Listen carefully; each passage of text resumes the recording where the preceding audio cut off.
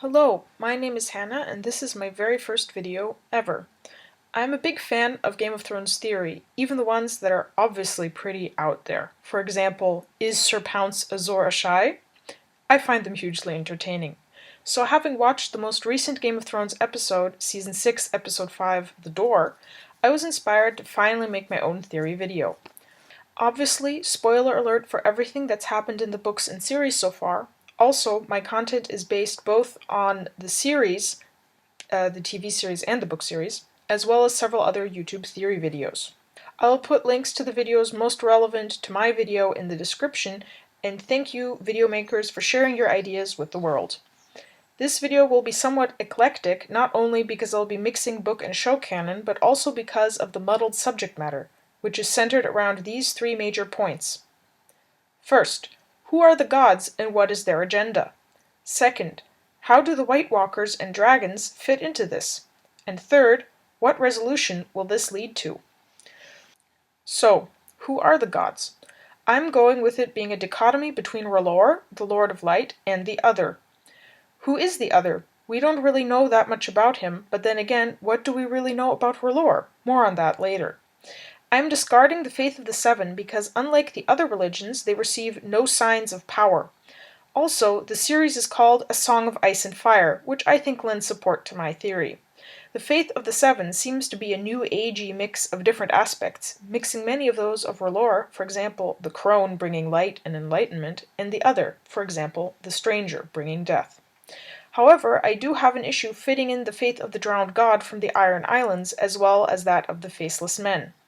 One could argue that the Faceless Men worshipping death are less a religion per se than worshipping an idea with pragmatic roots, being a cult of assassins, or that this falls under worshipping the Other. As for the faith of the Ironborn, I'm still indecisive, but I see two directions. Either this is the remnant of an early quote-unquote false religion, seeing as how they too receive no magical miracles, or they too are connected to the Other, something I will come to later. So who are R'hllor and the Other? R'hllor is defined by the characteristics of fire, light, and life. In direct opposition, the Other would represent the characteristics of water or cold, since fire is also heat, as well as darkness and death. As such, it would be appropriate to classify the White Walkers as avatars of the Other, and dragons as avatars of R'hllor. In Game of Thrones, it seems that these ancient opposing forces were mostly dormant for a long time. So why would they suddenly return in such an aggressive fashion?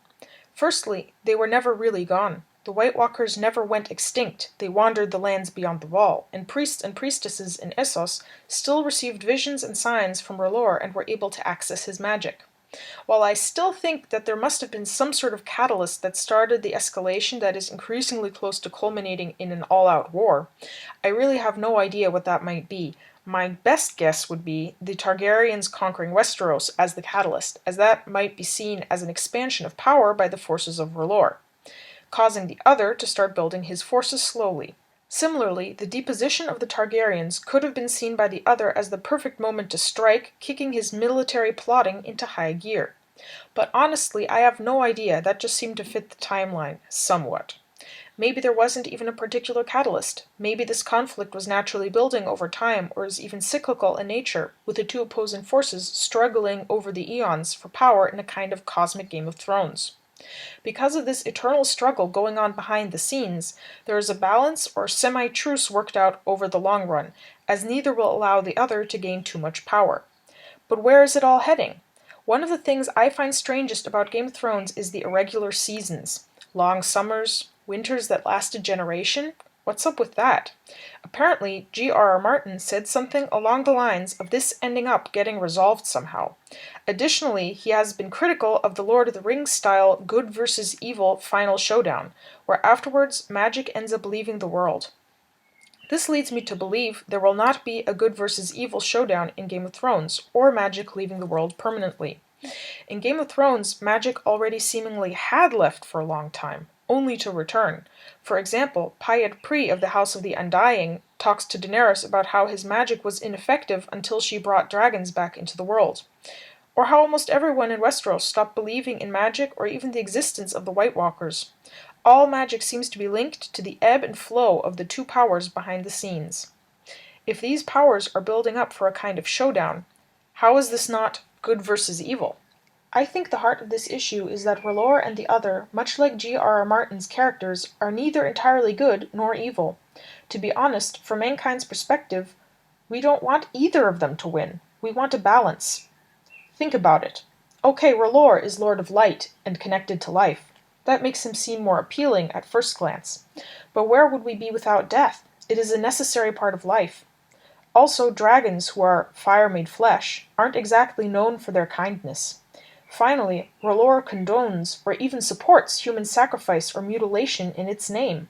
For example, burning people alive in its name, blood sacrifice and blood magic, Melisandre giving birth to a murderous shadow. All is bad magic granted by R'hllor. Even Varys' childhood mutilation to summon the voice in the flames. In my opinion, a reign of R'hllor would be just as bad as the Other winning, as neither knows mercy or really cares about mankind and only their own struggle for power. I think there will be an epic conflict resulting in final true balance, in the form of regular changing of the seasons as we in the real world know it. Now to some sub-questions. First, what was that stone made of that the children of the forest used to turn a man into a White Walker in Season 6, Episode 5, The Door? And second, how does the drowned god fit into all of this? To the first question. There is an entire fascinating video on the mysterious black stone appearing all over the world of Game of Thrones, exploring various theories, link in the description. First seeing the killing below the weirwood, I thought the blade used looked a lot like dragonglass. But I discarded the idea since dragonglass is of the element of fire and destroys White Walkers. So after watching the video I just mentioned, I thought, what if the dagger was made of the mysterious black stone, and that's why the man was transformed? It must be a power inherent to the dagger, since there was no obvious ceremony or chanting or something like that being done by the children of the forest. But then I reconsidered and ended up going in an entirely new direction. What if the mysterious black stone is not so much a force in itself as a form of corruption appearing near strongholds of the Other? Places where it is found are, for example, in magical circles created by the children of the forest, or the White Walkers, near weirwoods or elsewhere. The Seastone Chair of the Iron Islands may be made of it, predating the arrival of the first Ironborn, or even in the Far East, the 5 towers guarding against the Grey Wastes are made of it. I support the idea that the Grey Waste and the far north beyond the wall are connected somehow, forming the polar north and stronghold of the Other, with Valyria in the polar south as stronghold of R'hllor. Interjection. This goes beyond my video and beyond me at this point, but what if the doom of Valyria, the volcanic eruption, was caused by R'hllor, maybe as part of a truce, or a restoration of balance after Valyria had become too powerful? What do you think? Back to what I was saying before, I think the black stone is incidental to the Other's area of influence. So if it was not magical ceremony or the knife itself that caused the transformation into the White Walker, what did? I think it was the location. Maybe the weirwoods are strongholds of the Other's power, and being sacrificed below a weirwood channels its dark magic and causes the change. Maybe the black stone knife is also necessary, but doesn't work by itself. Everything has to come together, weapon and place, for the ceremony to work. To the second question, about where the Iron Islands fit into all of this, I am personally leaning towards them worshipping an aspect of the Other by worshipping the drowned god. This is supported by the connection through the Seastone Chair, as previously mentioned, as well as water being an opposing element to fire. Another connection could be that the continual fight between R'hllor and the Other evolved over time. This part is a little far-fetched, but there are clearly Lovecraftian references to fishmen in the Game of Thrones universe, such as the people of Toad Island. Now, what if eons and eons ago, the Other used fishmen as his avatars, and they were, amongst other places, on the Iron Islands, and maybe responsible for the Seastone Chair, Maybe, eventually they didn't prove very effective and descended into neglect and mostly disappeared, though their descendants may live on in the people of Toad Island who worship a mysterious black stone idol. Then again, maybe they're just living in the ocean now and biding their time when to return upon the Other's command during the final confrontation, though I consider this to be pretty unlikely since it hasn't been built up enough in the story. I think that they just mostly vanished and the Other moved on to a new strategy because he discovered the power of the White Walkers. That concludes my theory video. What do you think of my ideas? What are your views on a possible connection between R'hllor and the Doom of Valyria? Also, since the last time the White Walkers attacked, they seem to have attacked both Essos and Westeros. Do you think that the other will do this again, or abandon his war on two fronts strategy that might have weakened him last time for an all-out assault on Westeros? I look forward to your responses.